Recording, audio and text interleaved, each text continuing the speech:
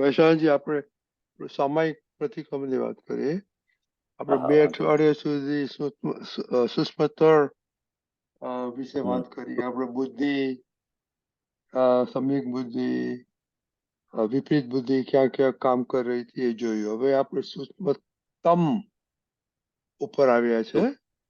સૂક્ષ્મતમ ઉપર આવ્યા કે સૂક્ષ્મતમ એટલે કે દીપિકાએ પૂછ્યું કે આપણે ડિસ્ચાર્જ ઈગો,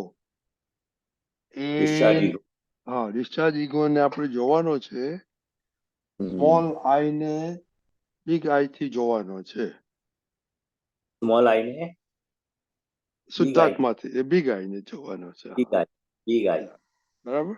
હા, તો એના વિશે થોડી ઓળ પાડો ને કેવી રીતના આપણી જાગૃતિ વધે દીપકભાઈ પહેલા નથી, આજે નથી. બરાબર છે. એટલે સ્મોલ ઈગો એટલે શું? આ મન વચન કાયાનો બધો જ બુદ્ધિનો ભાગ, આપણો ભરેલો માલ, આપણી વિપરીત બુદ્ધિ, વિપરીત આપણા બધા વિચારો, અશુદ્ધ ચિત્ત હજુ ક્યાં ક્યાં ખેંચાય છે, હજુ મનને કયા કયા પરિણામ અને વિચારો બધા અવળા આવે છે, અવળા ડિસિઝનો લે છે.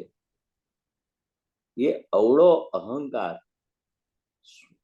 અને બિગ આઈ એટલે આપણે આ દિવ્ય ચક્ષુ જ્ઞાનીની કૃપાથી આપણને જે જ્ઞાની સમજણથી આ જ્ઞાન પ્રાપ્ત થયું કે હું ખરેખર આમાં સુખ નથી, આ વિનાશી સુખ છે. અવિનાશી સુખ તો મારામાં ભરપેટ પડેલું છે, પણ આપણે એનો ઉપયોગ કરતા આવડતું નથી.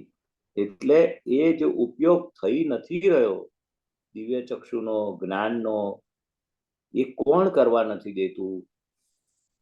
કે આ ડિસ્ચાર્જ અહંકાર. એટલે એ આપણને અંદર ખેંચી જાય છે. એ ભૂલો અવળું કરાવડાવે છે, થાપ ખવડાવે છે, ઉપયોગમાં રહેવા નથી દેતું, જ્ઞાનમાં રહેવા નથી દેતું. આળસ, પ્રમાદ, એ બધું એટલો બધો એ ઈગો છે આપણો અંદર જબરજસ્ત. હું કર્યું તે જ સાચું છે. ભૂલ થયા પછી આપણે અંદરથી છે ને, આ તો થઈ ગઈ, હવે હું શું કરું? આપણી જાતને ઠપકોય નથી આપતા. અને એટલું લાઇટલી લેવાય છે, કઈ વાંધો નહીં, હવે થઈ ગયું. પણ આ સૂક્ષ્મ કર અને સૂક્ષ્મતમ એટલે જ્યાં કઈ પણ અહંકારનું સંભળાય છે આપણને, એનું પક્ષ લેવાય છે, એ સૂક્ષ્મતમ તર લેવલે. સહેજ પણ એક દાખલો આપીએ, એક વિચાર ફૂટ્યો સૂક્ષ્મ લેવલે, અને પછી એ સૂક્ષ્મ લેવલ એટલું સૂક્ષ્મતમ અને તર બાજુ લઈ જાય તો આપણને ખબર ના પડે. એને આપણે દાદા ભગવાને શું કહ્યું કે એક વિચાર ફૂટે ને પછી એ આપણને કેટલો હિતકારી છે અને એના કોન્સિક્વન્સી એટલે એના પરિણામ લક્ષી, ત્યાં ઉપરથી ભૂસકો મારી સગાસીમાંથી તો આપણને ખબર પડે એનું પરિણામ લક્ષી વ્યવહાર, પરિણામ લક્ષી શું, એનું પરિણામ શું આવે? તો કે હાડકું નહીં ભાગે, હાડકું પણ એક બાકી રહેશે નહીં ભાગવામાં. એવું કે છે કે વિચાર આવો એ આમ સ્થૂળ દેખાય આપણને, પણ આપણે સૂક્ષ્મ તમ અને તર લેવલે જઈએ ને તો એના પરિણામ લક્ષી કે એના પરિણામ શું આવશે, આ વિચાર હું ફોલોઅપ કરીશ તો, આ વિચાર પ્રમાણે હું ચાલીશ તો એ આખું અંદર ઉતરવાનું સૂક્ષ્મ તર લેવલે. તો કે દાદા ભગવાન કે છે અમારે વિચાર ટોકે નહીં, કે છે આઈને સેકન્ડ કરીને જતો રહે. ને આપણે કે છે કેટલો વિચાર માખ હોય ગોળ ઉપર ભમતી હોય, એ વિચાર જો એક વિચાર ટકી રહ્યો, ઉડાવી ના મૂક્યો, આપણે કેમ ટકે છે કે હજુ સૂક્ષ્મ તર અને તમ જે ભૂલો છે, મને ગમે છે, આમાં સુખ લાગે છે.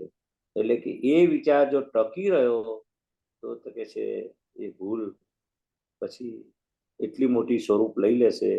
છે બહુ જ સૂક્ષ્મ તર લેવલે આ ભૂલ, પણ એ કે છે એટલું મોટું આમ થશે કલ્પના ના કરી શકાય. આ સૂક્ષ્મતમ દોષો દાદા કે છે અમને કઈ પણ આવે ને આઈને જતું રહે કે છે, અમે કે છે એનો પક્ષ ના લઈએ. હજુ તો આપણને બધું ગમે છે, અંદર અહંકારને ગમે છે. જે અહંકારને ગમે છે ને એ બધું સૂક્ષ્મ દોષ કહેવાય. એટલે સ્મોલ આઈ કહો છો ને તમે, જે અહંકાર છે અંદર કે હું ભોગવું છું, મને ગમે છે, મેં કેટલું સારું કર્યું, ભૂલ થયા પછી શું સ્મોલ આઈ શું કે છે, કઈ વાંધો નહીં. આ બધો પેલો અહંકાર, મૂળ અહંકાર કાઢી આપ્યો દાદાએ, જે બ્લન્ડર્સ કાઢી આપ્યું કે ખરેખર હું કરું છું, ખરેખર હું મહેશ છું, એ મૂળ એ આઈ કાઢી આપ્યો. પણ જો ડિસ્ચાર્જ અહંકાર એ સ્મોલ આઈ કહેવાય. એ સ્મોલ આઈ આપણને એટલી થાપ ખવડાવે. અહંકાર એટલે કશું ભોગવતો નથી, છતાં માને કે મેં ભોગવ્યું, મેં કર્યું, મને થયું, મને વિચાર આવ્યો. એ સૂક્ષ્મ તર તમ, અને હવે તર આવી ગયું. સૂક્ષ્મ તર હતું, સૂક્ષ્મ તમ. એટલે કઈ પણ અંદર અંતસ્કરણમાં ફૂટે એ સૂક્ષ્મ જ કહેવાય, પણ એના લેવલે એના પરિણામ શું આવશે અને કેટલું ટકે છે.